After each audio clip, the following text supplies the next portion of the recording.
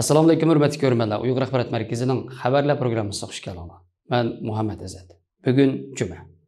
Tövəndəki xabarlarımızın təfsilatı bo'lsin. Xitoy yer shari to'rining 1-ayning 5 kundagi xabarda bildirilishicha, Xitoy Tashqi ishlar ministrligining bayonotchisi Wang Wenbin 5 yanvar 3-dan keyin o'tkazilgan qarorlik muxbirlarning kutilish yig'inida dunyoning har qaysi joylaridagi texnik ko'p kishilarning Sharq Turkistonni ziyorat qilib ketishini, atalmish Şinjanning ishchining dunyo xalqiga hamisha ochiq ekanligini, kishilarning atalmish Şinjanga kelib bu joyning go'zalligini, har millat xalqining inoqligi va bu rayonning intayin gullangan vaziyatining muqimligini o'z ko'zi bilan ko'rishini va his qilishini qarshi olamiz deganlarni bildirgan.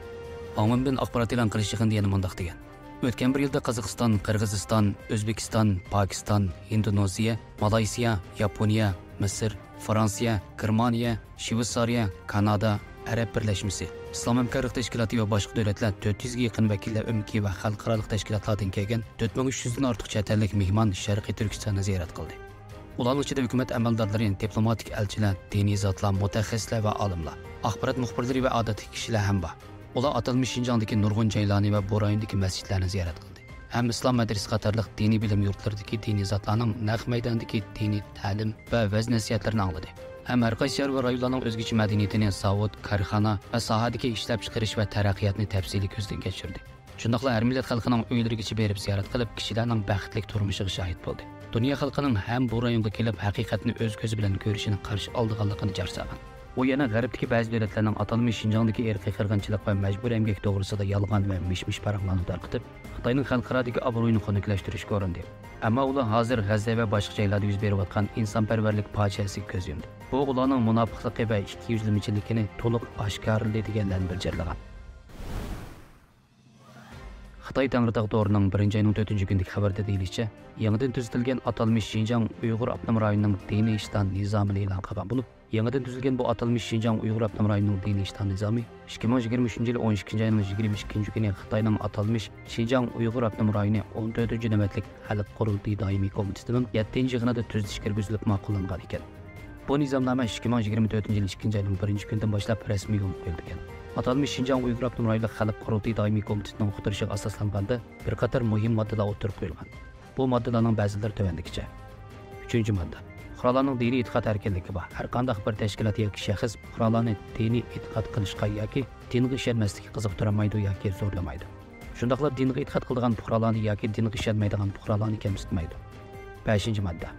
Diniy guruhlar, diniy maktablar, diniy faoliyat so'rovlari, diniy zotlar va diniy fuqarolar cho'qim asosiy qonun, nizom va qoidalarga rioya qilishi, yadrolik sotsialistik qimmat qarashini amaliyotdan o'tkazishi, amal qilishi va milliy ittifoqlikni qo'g'dish kerak.